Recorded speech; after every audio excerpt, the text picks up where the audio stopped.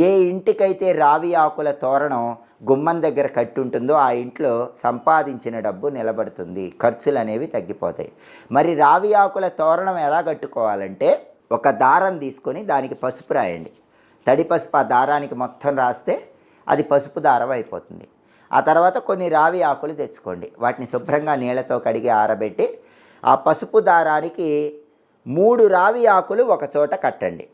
తర్వాత కొంత గ్యాప్ ఇవ్వండి, మళ్ళీ 3 రావి ఆకులు కట్టండి, మళ్ళీ కొంత గ్యాప్ ఇవ్వండి, మళ్ళీ 3 రావి ఆకులు కట్టండి. అట్లా 3 రావి ఆకులు కలిపి ఒక చోట కట్టి దారానికి గ్యాప్ ఇస్తూ మళ్ళీ 3 రావి ఆకులు ఇంకొక చోట కట్టాలి. అలా 8 చోట్ల ఒక పెద్ద పసుపు దారానికి 3 రావి ఆకుల చప్పున కట్టాలి.